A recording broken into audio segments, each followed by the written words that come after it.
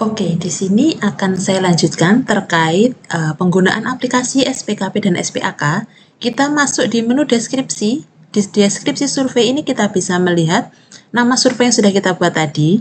Nah, di sini nanti kita bisa lihat juga untuk tadi periode yang sudah kita buat, kemudian skala Likert-nya, kemudian jumlah populasinya berapa orang, kemudian target craching-nya nanti berapa yang harus kita penuhi minimal sampelnya. Kemudian saat survei sudah berjalan, di sini akan muncul berapa responden yang sudah kita peroleh dan berapa persen kalau dihitung persentasenya seperti itu. Di menu ini kita juga bisa melakukan edit. Di sini di edit detail. Misalkan tadi ada kesalahan penulisan ya seperti itu. Mungkin kesalahan penulisan, tipe seperti itu bisa diganti. Kemudian deskripsi pelaksanaan. Nah, tadi kan kita kosongi. Misalkan Bapak Ibu ingin menuliskan deskripsi ini secara detail, misalkan tujuan surveinya, pelaksanaan surveinya, kemudian manfaat survei dan lain sebagainya, nanti Bapak Ibu bisa tuliskan di sini. Semakin detail tentang deskripsi pelaksanaan survei ini, maka nanti dalam pembuatan laporan saat aplikasi membantu menggunakan AI, nanti untuk generate laporannya akan lebih detail seperti itu. Ini untuk email kontak, telepon karena tadi kita kosongi. Di sini juga tampil untuk jumlah populasinya. Jadi misalkan tadi ada salah untuk perhitungan populasi, ini bisa diedit. Kemudian metode sampling tadi kita milih Creci, sini juga tampil. Kalau kita rubah ke tanpa sampling juga bisa. Nanti setelah Bapak Ibu isi, nanti jangan lupa untuk klik update data. Seperti itu. Oke, jadi setelah kita melakukan edit detail, nah di sini nanti kita bisa melihat untuk menu selanjutnya. Setelah deskripsi adalah menu jenis pelayanan. Nah, di menu jenis pelayanan ini, kita diminta untuk memasukkan jenis layanan yang akan kita survei. Misalkan di puskesmas kita bisa mengambil jenis layanan, misalkan kita melihat dari standar pelayanan seperti itu. Atau di OPD lain kan pasti juga ada jenis pelayanan yang ada di SP. Nah, nanti bisa kita klik tambah layanan. Nah, di tambah layanan ini kita bisa masukkan pelayanan apa saja atau yang ada di SP. Misalkan kita ada contoh aja ya, saya bukakan contoh salah satu SP.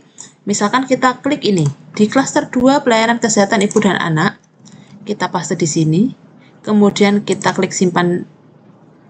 Oke, setelah kita simpan, kita akan muncul satu jenis layanan. Misalkan jenis layanan ada lagi, kita tambah layanan, kita copy jenis layanan kedua, misalkan. Oke, kita paste, kita simpan. Ini sudah muncul 2, kemudian kita tambah lagi, misalkan contoh aja, agar mempercepat kita tambah 1 lagi, misalkan ya. Oke, kita tambah lagi 1, kita simpan data. Nah, di sini akan muncul list jenis layanan. Nah, nanti Bapak Ibu bisa mendetailkan sendiri jenis layanan apa saja yang akan disurvei. Misalkan tadi ada kesalahan ketik, kita bisa klik edit, kita rubah, kita ganti untuk misalkan ada tipe dan lain sebagainya, nanti kita bisa edit. Di sini statusnya aktif atau digunakan karena jenis layanan ini yang akan kita survei. Misalkan tadi kita saat sudah melakukan input ada jenis layanan yang pengen dihapus nih, kita bisa pilih tombol delete seperti itu. Oke, jenis layanan nanti bisa Bapak Ibu inputkan semua jenis layanan Bapak Ibu. Selanjutnya ada menu profil responden.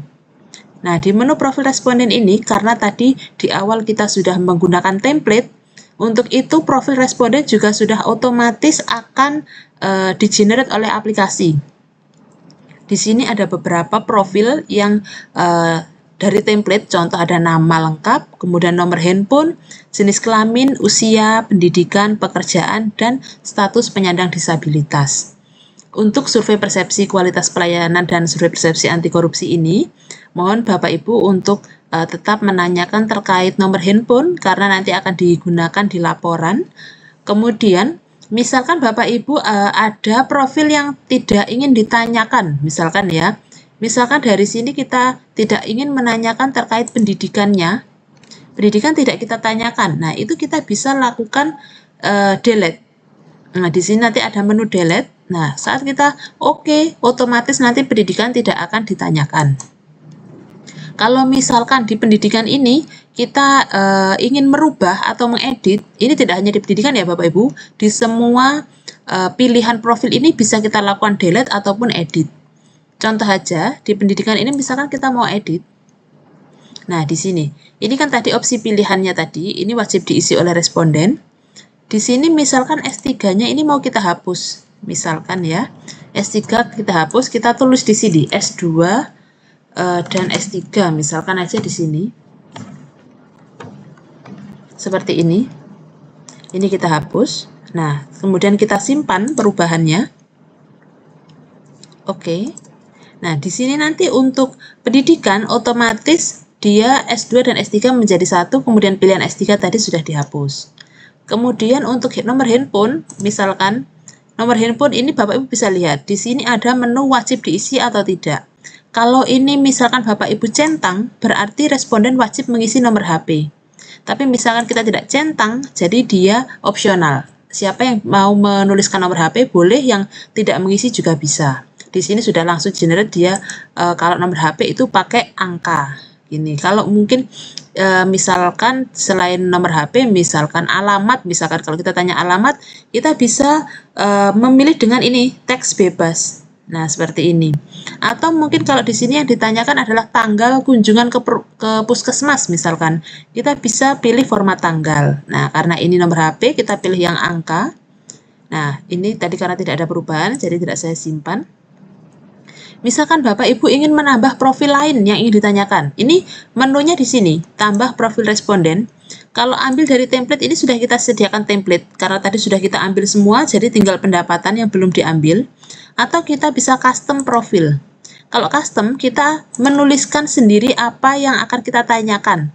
Misalkan saja kita mau menanyakan asal kelurahan, gitu aja ya contoh. Nah, seperti ini, asal kelurahan. Kemudian pilihan jawabannya ini kita bisa milih ini tadi, jawaban singkat atau pilihan ganda. Karena asal kelurahan itu tidak bisa, mungkin bisa nanti kalau pilihan ganda nanti Bapak Ibu list nama kelurahan yang ada. Tapi kan tidak menutup kemungkinan mungkin yang berobat itu dari mungkin beda kecamatan dan lain sebagainya. Nah, nanti bisa diisi dengan jawaban singkat saja. Jawaban singkat kita pilih wajib diisi, kemudian di sini tipe datanya kita pilih isian bebas. Jadi mereka akan mengisi secara mandiri asal kelurahannya. Kita klik simpan. Oke. Nah, nanti dia akan muncul di sini asal kelurahan. Nah, seperti ini. Nah, nanti Bapak Ibu bisa lakukan seperti itu untuk profil. Kemudian selanjutnya kita masuk di pengaturan pertanyaan. Di pengaturan pertanyaan ini, jadi pertanyaan wajib itu adalah pertanyaan unsur. Nah, kalau unsur itu dia secara otomatis sudah tercentang. Kalau untuk pertanyaan tingkat kepentingan ini adalah pertanyaan untuk mendapatkan nilai IPA atau Important Performance Analysis. Jadi kita bisa melihat seberapa penting unsur itu untuk ditingkatkan perbaikannya. Jadi dia akan muncul di kuadran 1, 2, 3, 4, dan lain sebagainya. Seperti itu ya. Karena di Menpan ini kita tidak untuk pelaksanaan survei SPKP dan SPAK ini tidak mewajibkan ada pertanyaan tingkat kepentingan, jadi ini bisa kita lewati, tidak kita centang. Di sini ada pertanyaan tambahan dan pertanyaan kualitatif. Nah, di sini kita bisa melihat di sini sudah ada penjelasan terkait apa itu masing-masing jenis pertanyaan ya. Contoh pertanyaan tambahan ini bisa berupa pilihan ganda atau jawaban singkat yang bersifat opsional namun tetap terukur. Jadi sifatnya itu untuk pertanyaan tambahan dan kualitatif ini adalah pengayaan data. Misalkan Bapak Ibu ingin menambahkan pertanyaan tambahan untuk melihat bagaimana mereka misalkan menilai terkait misalkan saja untuk sarana prasarana yang kaitannya misalkan untuk alat-alat gitu ya, misalkan alat-alat kesehatan apa atau mungkin yang diperlukan untuk penunjang, itu bisa kita masukkan ke pertanyaan tambahan, kita list. Jadi pengayaan data modelnya itu bisa di pertanyaan tambahan dan pertanyaan kualitatif. Kalau kualitatif ini lebih ke isian bebas ya Bapak Ibu. Jadi kalau kualitatif tidak bisa menambahkan pertanyaan dalam bentuk pilihan jawaban. Tapi kalau pertanyaan tambahan bisa mengisi pertanyaan dalam bentuk pilihan jawaban. Kalau kualitatif ini bisa kita misalkan menanyakan inovasi layanan apa yang diharapkan di puskesmas ini, seperti itu. Nah, itu nanti bisa menggunakan pertanyaan kualitatif. Pertanyaan tambahan dan pertanyaan kualitatif tidak akan mempengaruhi nilai indeks di unsur ini. Jadi nilai indeks ini hanya untuk pertanyaan-pertanyaan yang menggunakan skala Likert 4 tadi. Kalau pertanyaan tambahan dan kualitatif sifatnya pengayaan untuk menambah informasi atau penggalian data ke responden, seperti itu.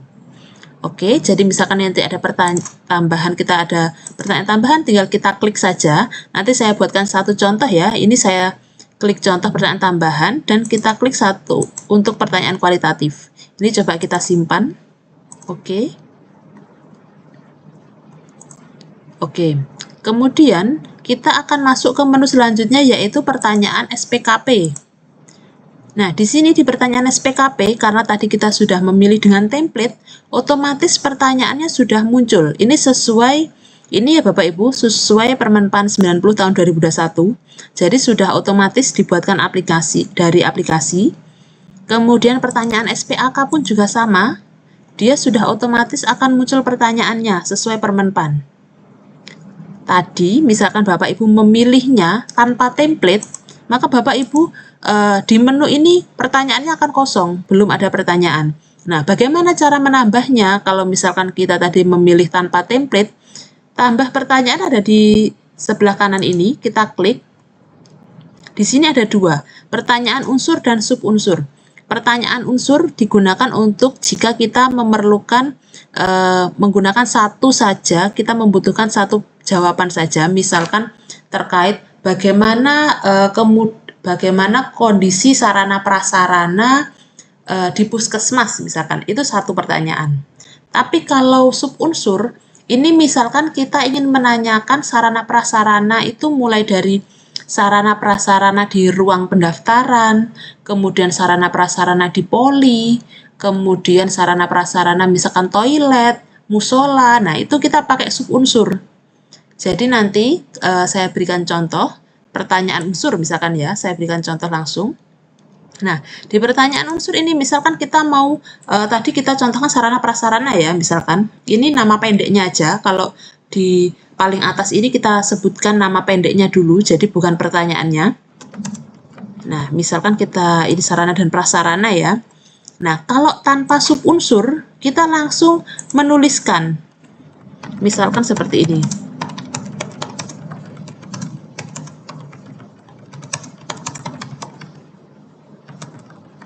Nah, seperti ini. Kalau mau dilampirkan gambar bisa, karena ini tidak perlu kita lampirkan gambar, misalkan saya langsung lompati. Di sini pun kalau kita mau menebalkan tulisan agar lebih detail seperti ini juga bisa. Nah, dia wajib diisi, karena unsur tadi akan mempengaruhi nilai indeks, jadi kita pilih yang wajib diisi. Kalau wajib diisi, maka kita klik minta alasan jawaban. Jadi saat responden nanti menilai sarana prasarana itu tidak baik atau kurang baik, mereka akan diminta mengisi alasan kenapa kok menilai seperti itu. Nah, seperti itu ya. Ini tadi karena kita memilih Likertnya 4, jadi kita pilih yang skala Likert 4 di sini. Nah, di sini skala Likert 4 kita bisa melihat untuk pilihan jawabannya itu seperti apa saja.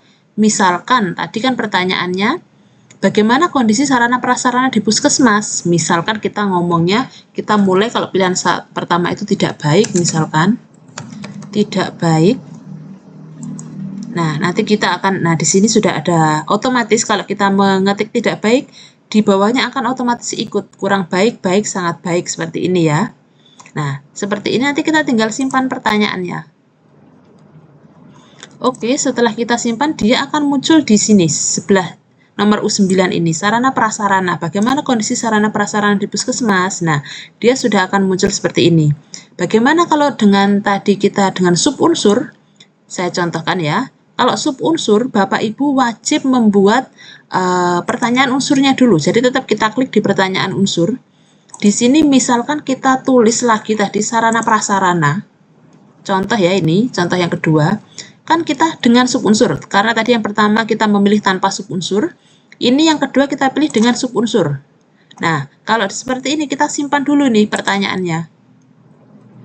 Oke, setelah kita sukses menyimpan, di sini akan muncul, ini adalah induk. U10 sarana prasarana ini induk. Kita akan ditanya U10.1. Apa nih yang mau kita tanyakan? Misalkan sarana prasarana di ruang pendaftaran. Nah, di sini seperti ini, ruang pendaftaran. Nah, di sini nanti tinggal Bapak Ibu ketik.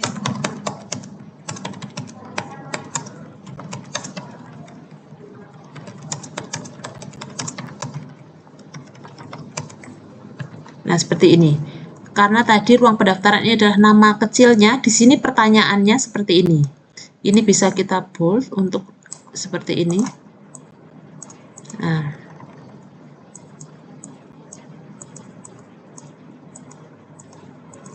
oke, sarana prasarana di ruang pendaftaran.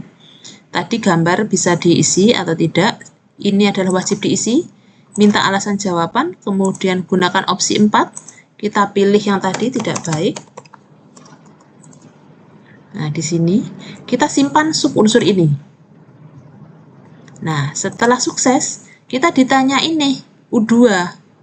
Ada nggak subunsur kedua? Karena kan pasti kalau subunsur pasti lebih dari 1. Nah, nanti kita masukkan di sini tadi ruang pendaftaran. Misalkan kita ingin menanyakan tentang toilet misalkan.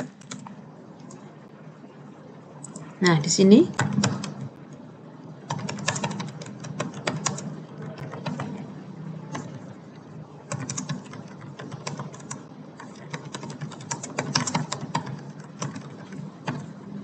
nah, seperti ini. Ini fokus di toilet aja. Nah, nanti wajib diisi, minta alasan jawaban, gunakan opsi 4, kemudian tidak baik. Nah, di sini kita simpan. Oke, nah jadi di sini tadi sudah muncul 2 ya, mungkin kita cuma 2 aja. Nah, kalau cukup 2 saja, jadi tidak perlu kita tambahkan lagi untuk pertanyaannya, kita bisa klik kembali. Nah, di sini nanti, sebentar, saya coba tampilkan semua data.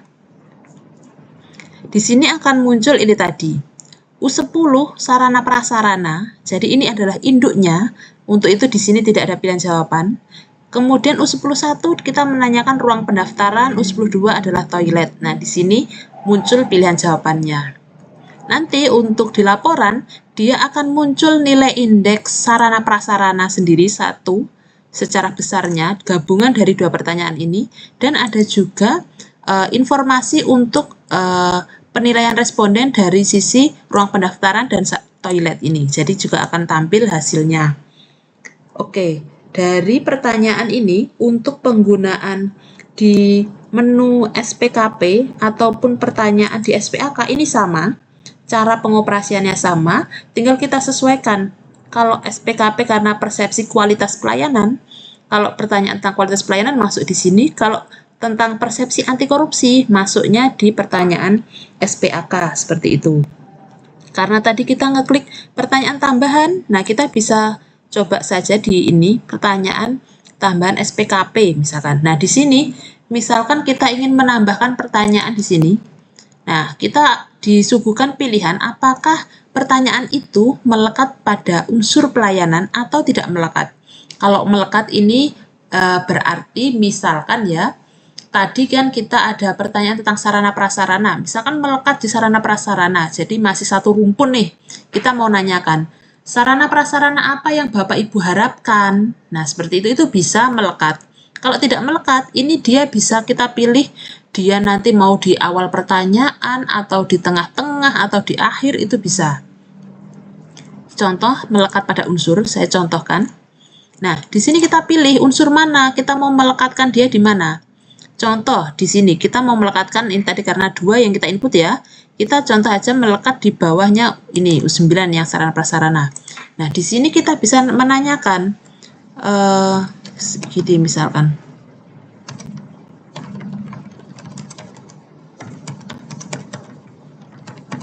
Jadi selalu kita buat nama labelnya dulu, kemudian kita isikan di sini pertanyaannya.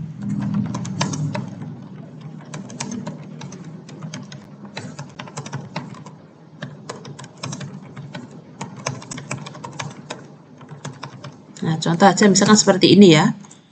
Kemudian ini apakah wajib diisi atau dia bisa dilewati. Kalau bisa dilewati, misalkan dia tidak ada sarana prasarana yang diharapkan nih, nah dia bisa melewati, jadi tidak harus diisi. Kita bisa klik yang di sini, opsional. Kalau wajib diisi kita pengen tahu, kita klik yang di sini. Ini contoh aja, saya pilih yang opsional.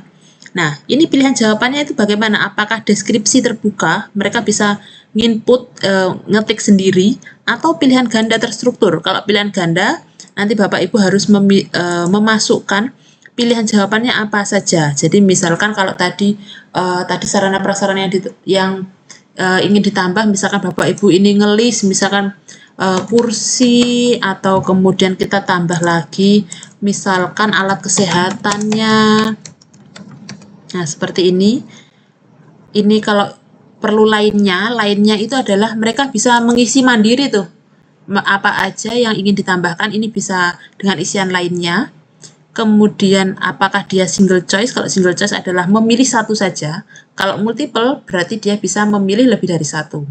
Ini contoh yang dia misalkan pilihan ganda terstruktur. Kalau jawaban deskripsi terbuka, jadi dia hanya ngetik aja, udah langsung ngetik apa saja sesuai kebutuhan mereka, seperti itu. Oke, seperti itu ya Bapak Ibu. Nah, contoh aja ini kalau kita saya simpan yang deskripsi terbuka aja ya, saya simpan. Oke. Nah, di sini nanti akan muncul T1. Dia itu melekat di bawahnya sarana prasarana. Contoh lagi kalau dia tidak melekat. Nah, di sini apakah mau ditaruh di awal kuesioner atau di paling akhir? Misalkan di awal ya, ini kita coba di paling awal. Ini kita menanyakan misalkan berapa kali kunjungan, jumlah kunjungan gitu ya. Oke.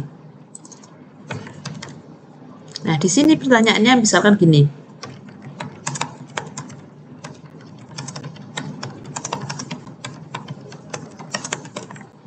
Misalkan seperti ini.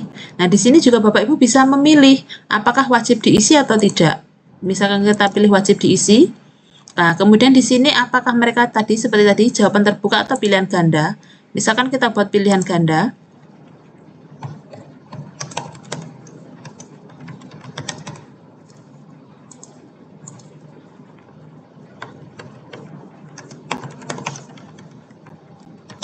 Misalkan seperti ini, kemudian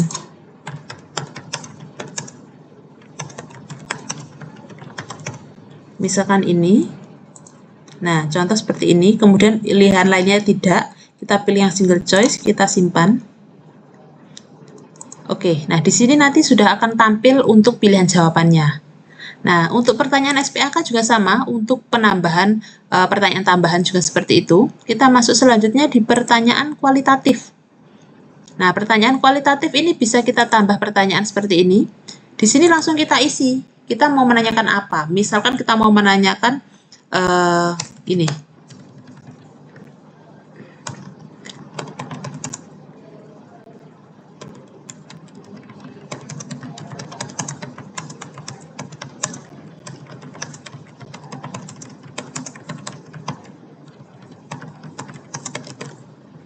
Nah, misalkan kita minta mereka untuk memberikan saran inovasi layanan apa yang diharapkan di puskesmas ini.